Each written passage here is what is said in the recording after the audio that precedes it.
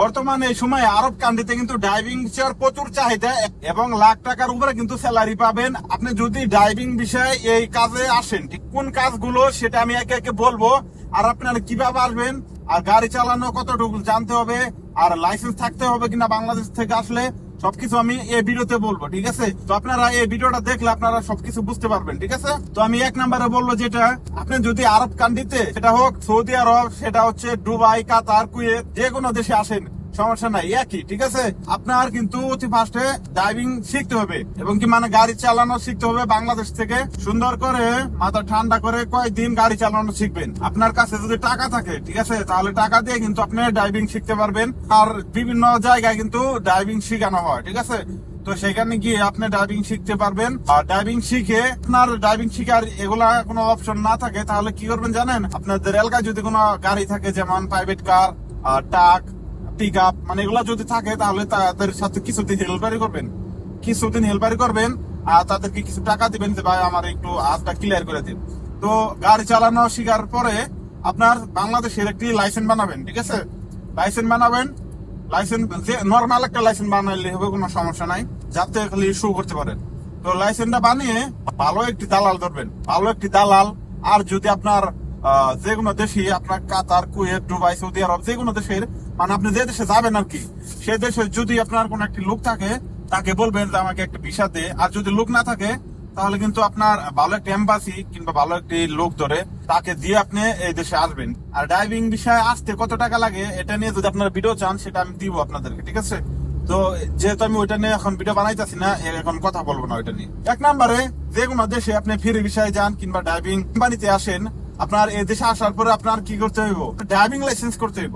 Driving licence করার জন্য আপনার কি করতে হইব, কিভাবে অ্যাপ্লাই করতে হইব, সেটা নিয়ে আমি ভিডিও দিছি। সেটা নিয়ে আমার চ্যানেলে কিন্তু ভিডিও আছে, 2 দিন আগে আপলোড করছি, সেটা দেখে আসবেন। ঠিক আছে, আপনি লাইসেন্স করার পর সৌদি আরবের লাইসেন্স যখন করবেন, আপনি লাইসেন্স করার পরে আপনার কোম্পানি কিংবা আপনি যদি ফিরে এসে আসেন, তাহলে আপনি ভালো একটি কোম্পানি দেখবেন।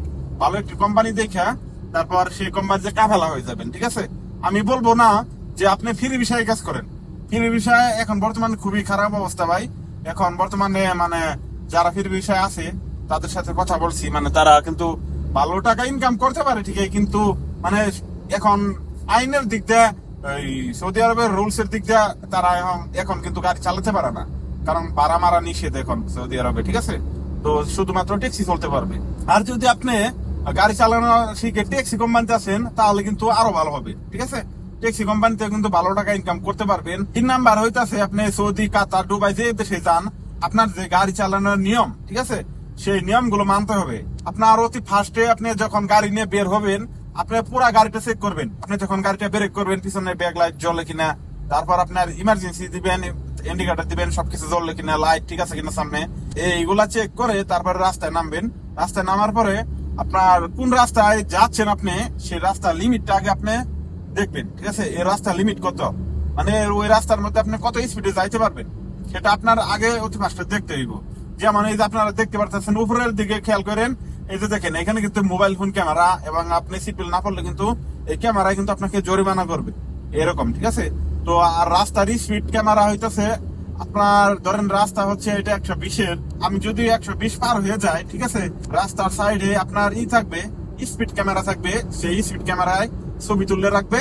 আপনার 7 দিনের ভিতরে সেই জরিমানাটা আপনার আইসা পড়বে। ঠিক আছে, আপনার 7 দিনের ভিতরে ওই জরিমানা আসবে।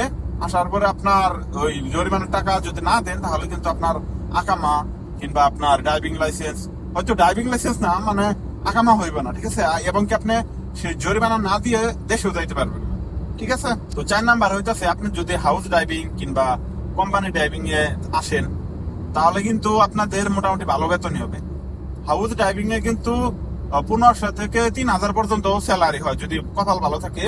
এখানে কিন্তু আরেকটা কথা, হাউস ড্রাইভিং কিন্তু সবগুলোই ভালো হয় না, আবার সবগুলোই খারাপ হয় না। ঠিক আছে, তো আপনার ওইখানে কিছু খারাপ আছে, ভালো আছে, সবকিছু মেনে আপনার চলতে হবে।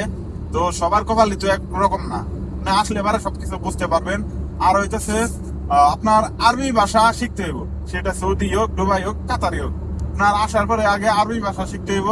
এই সমস্ত দেশে বেশিরভাগ আরবি আর হইতেছে হিন্দি, সমস্ত দেশে বেশিরভাগ আরবি আর হইতেছে হিন্দি বেশিরভাগ ব্যবহার হয়। ঠিক আছে, তো আপনার হিন্দি অনেকে হয়তো বুঝেন, আর এদেশে আসার পরে কিছুদিন পরে আপনার আরবি ভাষা শিখতে পারবেন। আরবি ভাষা পারলে আপনার সবকিছুই ফিটফাট হয়ে যাবে, ঠিক আছে? তো এই নিয়মগুলো আমি যেগুলো বললাম ভাই, এগুলা যদি আপনি মেনে চলেন, ঠিক আছে, আপনার সৌদি আরবে হোক আর যে দেশে হোক, গাড়ি চালান, আপনি ভালো টাকা ইনকাম করতে পারবেন। টানা দিতে হবে না ট্রাফিক পুলিশকে, এবং কি সৌদি আরবের নিয়মগুলো মেনে গাড়ি চালাবেন, এবং কাতারের যে দেশে যান সে দেশের নিয়মগুলো মেনে গাড়ি চালাবেন, ঠিক আছে? আর ভালো টাকা ইনকাম করেন, তারা টাকা কামিয়ে ফ্যামিলিকে দেন, মা বাবাকে দেন, সবাইকে দেন। আর হচ্ছে আমার জন্য দোয়া করবেন, আপনাদের জন্য দোয়া রইলো। আর আমার চ্যানেলটাকে সাবস্ক্রাইব করে সাথে থাকবেন। আপনাদেরকে অসংখ্য ধন্যবাদ ভাই।